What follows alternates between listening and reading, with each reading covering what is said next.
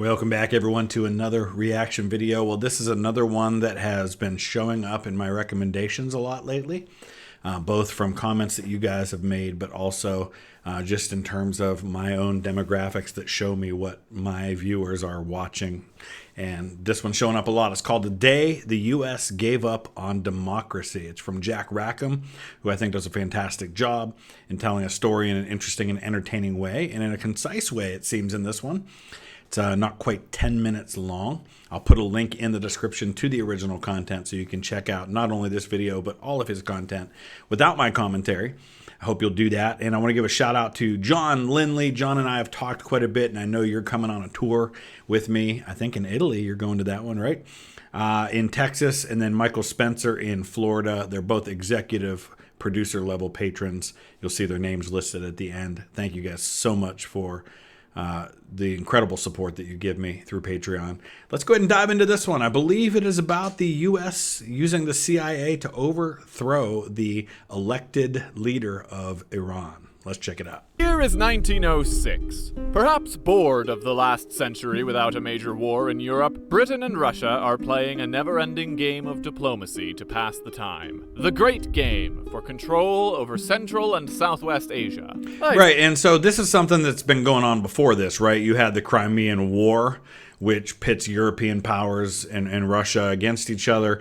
You've had the British have been involved in Afghanistan, which is a place that all great empires end up fighting a war at some point. The British fought there. Of course, the Soviet Union fought there. The United States and her allies fought there. So this has been, what's happening here is that there's this constant shift in the areas that great kind of empires are looking to spread. There was the Pacific, and there's Africa, and there's the Americas, and now it's what we know as kind of the Middle East, which really is more kind of west of here. This is more Central Asia. Say, Nikki, you seem a bit short-staffed today. Still tied up in Japan, are you? Yes. Russo-Japanese Just a War. Temporary diversion. I want a constitution. Did not go well for Russia, and we've talked about that in other videos. Nikki! What? You muppet, look what you've done! You've shown weakness, now the Iranians think they're in charge. Well, that's no fun. This is our game. What do the Iranians want with Iran? A constitution is what the Iranians wanted with Iran, and a constitution they would have, as well as a parliament. Gentlemen. So I'm not really sure exactly when the identity became Iran for the country. I know for a lot of history it was known as Persia. I know we do have some of you viewers out there who are in Iran, and I would love to hear from you in particular since this video concerns your history. Would love to hear your thoughts on all of this. Gentlemen, I congratulate you all. With a great victory for liberty, we have brought democracy and the rule of law to Iran. I believe this is the beginning of a new era of freedom in the Middle East.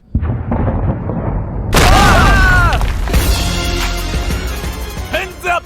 This man is your king now! All your oil is belong to Britain! In a gallant All your oil display is belong to Britain. Listen, we need to acknowledge that a lot of the political and military issues that have happened in that part of the world that the British and the Americans and the Russians and Soviets later have had to deal with are, at least in part, of their own making.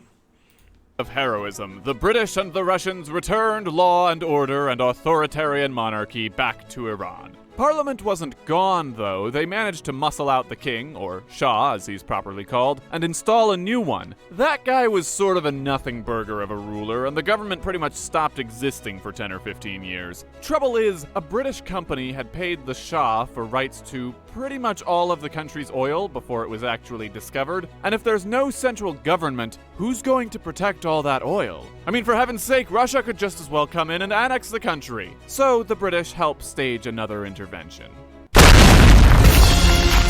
Everybody on the floor! Get on the floor! New Shah's in charge!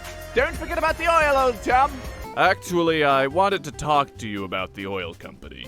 Uh-huh. Well, given the concession was by a non-democratic government under duress, we're not entirely satisfied with our current arrangement. So, the oil won't flow. Here's the unfortunate reality that we have to acknowledge with where all of this is going, and it's going to continue, right, is that, in the aftermath of World War I, what's the whole policy? It's about, Woodrow Wilson is saying for the Americans, it's about making the world safe for democracy. The whole push is toward the idea of self-determination. You have all of these empires like the Austro-Hungarian Empire and the Ottoman Empire being broken up into these kind of created states that are built around ethnic groups, built around different factions and cultures. But it's still done in such a way that preserves the interests of the victorious powers, the British, the French, the Americans even. And when self-determination doesn't fit with those powers' plans, well, then we're not quite so concerned about self-determination, are we? Oil must flow, Reza. If the deal were made today, we'd have asked for 50-50 at least. The oil must flow. So, you'll settle for giving us 21% instead of 16%? For now. For now. What could possibly change? In 1941, Germany invaded Russia and was about to learn just what happens when you poke a sleeping bear with a stick. World War II was the largest and deadliest war ever fought, and Iran was a happy neutral country. So happy not to be war-torn. Look at them, aren't they sweet? Well, if we don't scoop it up, Hitler might take it.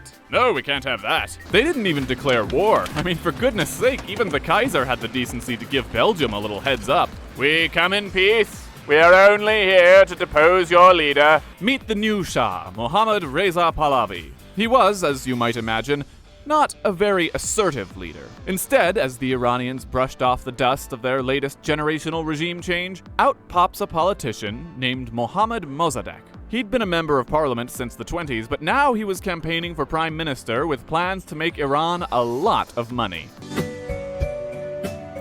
And it's not a bad thing to want your country to benefit from your country's resources, right? But when those resources are really desired by a lot of more powerful countries. Prime Minister Mosaddegh, it's a pleasure to meet you. Businessman McMoneyface, the pleasure is all mine. Your waiting room is very much. Yes, very much. And never enough, eh? This company is very dear to us British. We even nationalized it. It was such an important stream of revenue. Yes, the company sure seems to bring in a lot of money. Iran doesn't seem to be getting very much, though. I was hoping I could have a look at the bookkeeping. Nationalized the oil industry, you say? Mosaddegh vows to Wow, what a concept. And again, this is just, on the surface, we look at this and we think, well, it's obvious how this should go. But when in history has it been a situation where the strong and powerful have yielded to the weak when there was something they wanted? Nationalize the Anglo-Iranian oil company and wins the premiership in a landslide. And nationalize he does with a nearly unanimous vote. The company is placed under control of the Iranian government in 1951. The British see this as a violation of a perfectly legitimate business agreement, not to mention a threat to their national interest, and so they meet with the Shah. When Mohammad Reza Shah took power in the 40s, his first priority was not letting the Soviet occupation of Iran turn into a Korea situation, and his second priority was living the good life. But And remember, so what are we talking about here? We're in the 1950s. We're talking about the early stages of the Cold War. This is when things are all becoming proxies. Korea is a proxy war between capitalism and communism.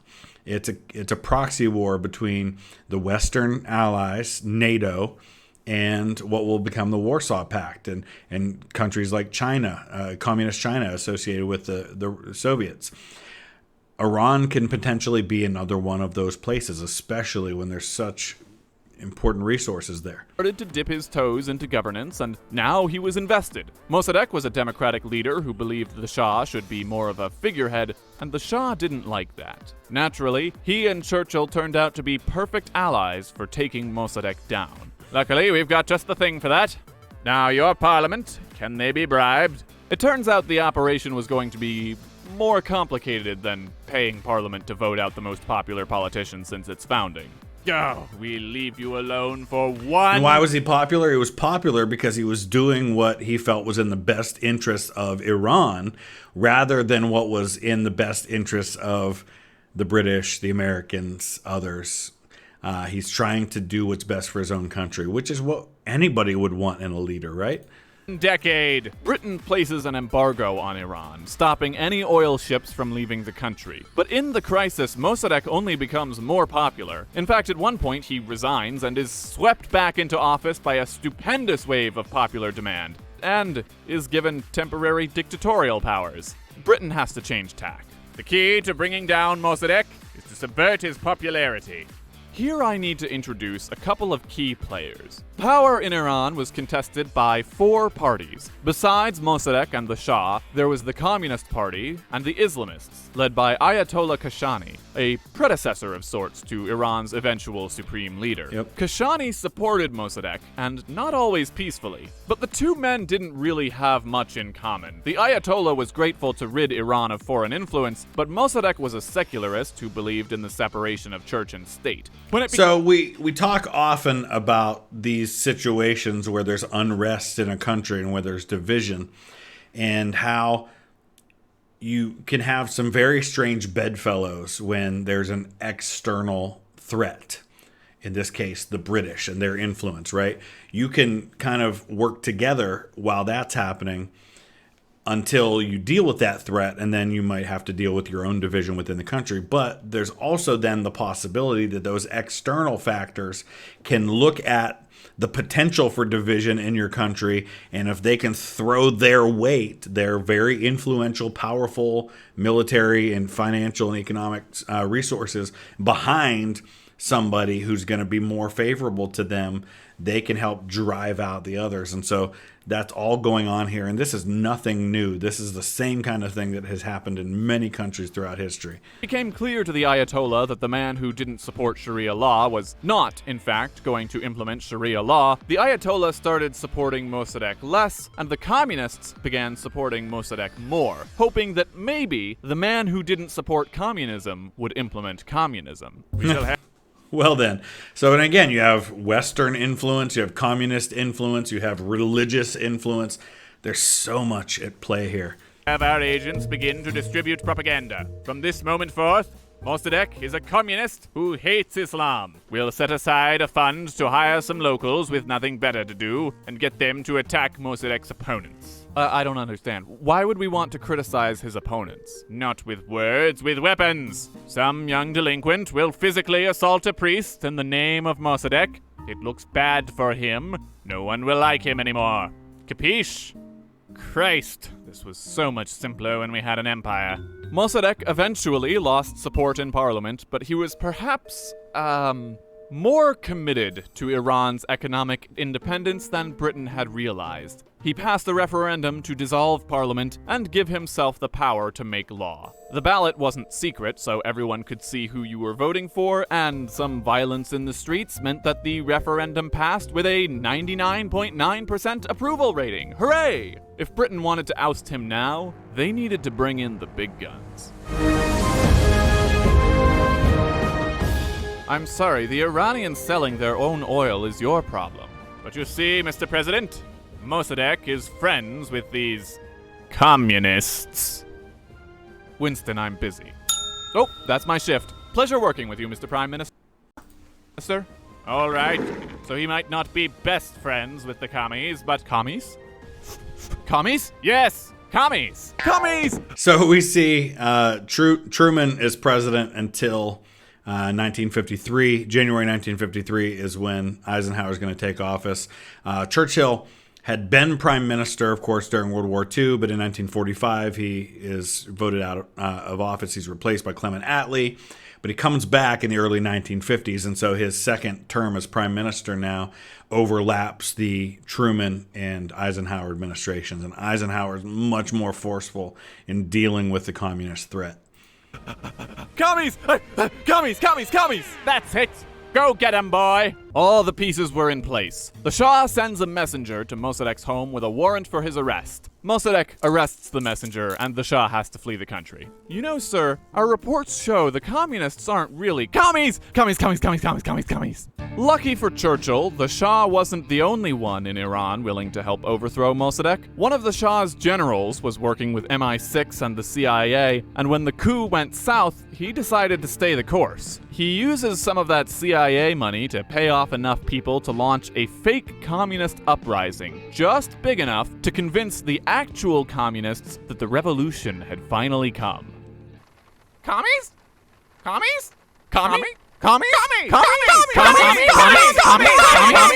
The general then staged the counter-revolution too. He paid off a bunch of gangsters to start fighting back the communists in the name of the Shah and blaming Mossaddegh for allowing the commies to get too much power. So I love that he's presenting all of this in such a way that makes it a little easier to digest, because there's so many factors at play here and so many competing factions and interests and goals that each of these groups has. The Iranians join the fight, the mob storms into government offices, and Mossaddegh has no choice but to flee the country. The Shah was in exile in Rome when he heard the news. They love me! They really love me!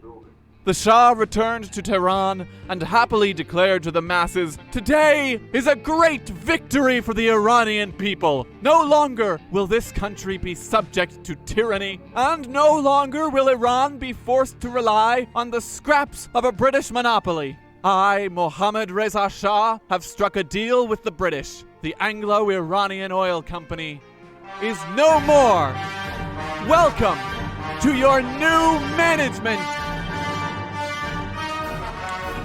Yeah, so looks like there's going to be more to this story, so I'll be interested to continue the conversation. Listen, this is not a part of history, the 20th century, this part of the 20th century that I know a lot about. So use the comment section below, add to the conversation. Let's talk about what else we can learn from this.